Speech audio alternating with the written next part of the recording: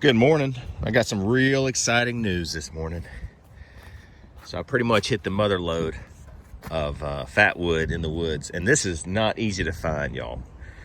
Old tree stumps. This was not a tree stump. This was a dead tree that had been laying in the woods for who knows how long. This will give you an idea the size of the heartwood of this tree. And this is all sap that is really condensed in the center of the heartwood of the pine tree. If you leave out there long enough, though, this stuff will rot. Even though this is really saturated, dense pine sap. But this is incredible what I found. I was so excited when I found it in the woods. It's like a long, probably a 30 to 40 foot long tree that had been in the woods for a long time. Give you an idea of the size of it. And I've got a lot to get. And this is my new little carry-all, y'all. Look at this. It works for me for right now. But I got to carry all my Fatwood. I'm gonna take a video down there of what it looks like. I cut a lot of it up. I'm gonna go down there and pick it up and bring it all the way back here. And show what I have over. There's some red maple. This was a really knotty tree that had fallen in the woods. And I just took some slabs off of it. It's the first time I'd ever done that, so I didn't know what in the world I was doing. I still don't, but I did seal the ends though. But it's spalted quite a bit. That's pretty. It's got some, look how pretty that is. These burls, got some burls on there. Some of these stickers are not doing too well here. How do you guys make your stickers? I'd love to know. For stacking and drying wood, that stuff is crazy expensive. If you don't have a sawmill, how in the world do you make that? And even if you were to make it, you gotta wait till they dry, and then you can use them as stickers, because they'll bow like crazy if you don't. So I'm trying to figure out how everybody does that so cheaply. I had to buy these from the store, and they were crazy expensive. Anyway, moving on. All right, before I started my little walk into the woods, I wanted to show you, it's getting a little warm out here in North Carolina. I got my snake chaps on. This only goes up to maybe the bottom of my knee. I got these a couple of years ago from Bass Pro Shops.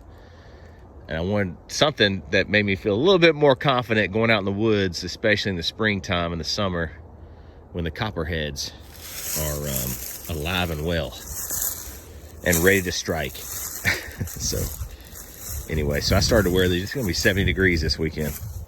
And those little baby copperheads are probably gonna start peeking their head out of their little holes or wherever they're hibernating for the winter. Tree stumps, dead trees, anything they can find. But I just want to share that with y'all. I'm sure that y'all probably do the same thing. Whoever spends a lot of time in the woods, especially around these parts of North Carolina where there's lots of copperheads.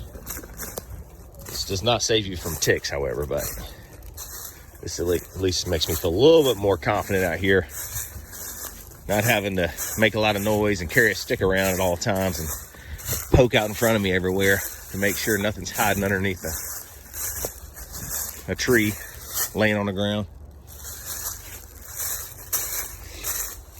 Almost there, y'all. This beautiful white oak over here, look how beautiful that is. Can you see it in all its glory? Look how pretty that is. It is a monster. It's a monster. And every little sapling you see over here, there's tons of saplings. It's all white oaks. It is beautiful. I love that tree. I love it. I'd love to have a picnic table like right underneath it. That'd be beautiful. All right, not too much further.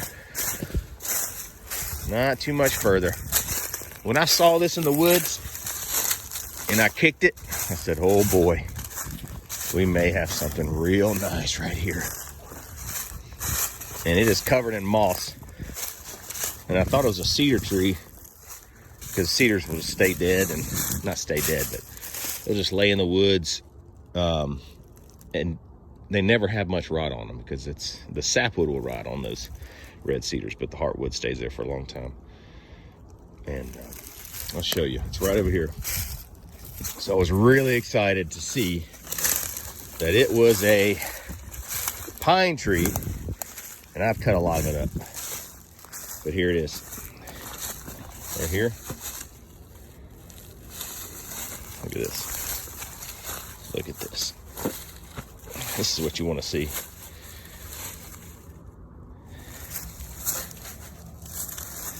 It goes all the way down to here. And that is pine, that is not cedar. And some of this, the more yellow it is, that's not fatwood, y'all, if it's yellow. You want that kind of, that reddish color, like a, almost a brownish red color. That's the fatwood.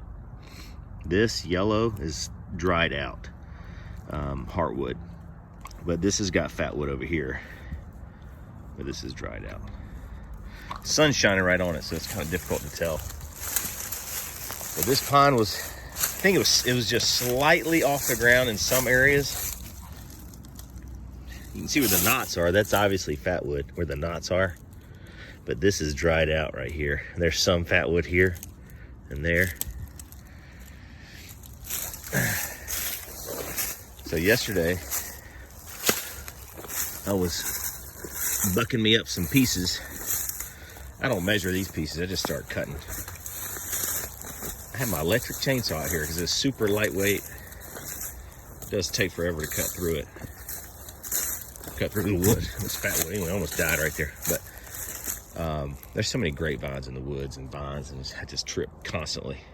This is, look at all this fatwood, y'all. This is the holy grail of fatwood for me. This is the most I've ever found in my woods. Look how beautiful this is. Look at this. Look at that right there.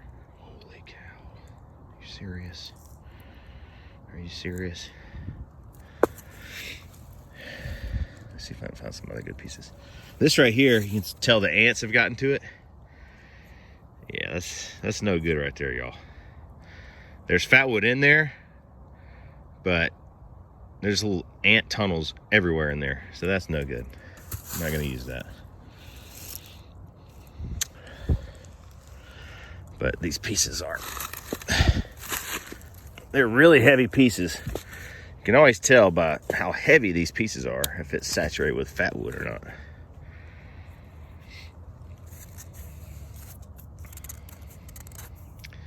If I let the sun hit on this, you'll start to see it sweating because all that sap starts to kind of come out. But this is some good stuff, y'all. Real good stuff. You can hear it. It sounds like two pieces of chalk hitting each other. Beautiful. Beautiful. Look at all of it. Look at all of it. So excited. Anyway, I was excited to share that with y'all this morning, obviously. So now I gotta make the long walk back to where my tractor is, way back there. And I don't have anything to carry it with. It's too difficult to get the tractor back here. I'm worried about getting it stuck.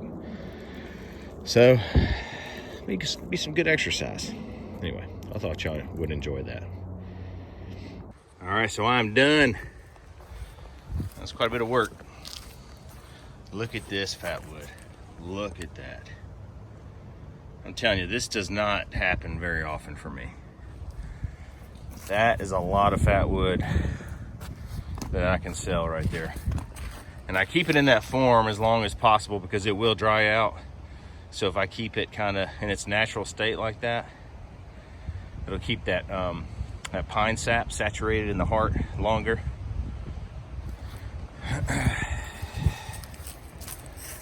Yeah, it's beautiful, y'all. It is. I'm so happy about it. So happy. It's a lot of work, but I'm happy. It's the log right here that's got quite a bit in it too. Look at this. Look at that. It's kind of hard to tell, isn't it? It's hard to tell.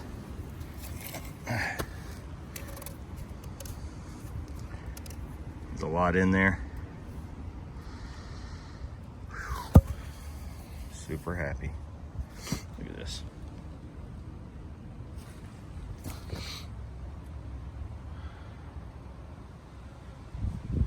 It's got moss on it, but it's all good. It comes off real easily.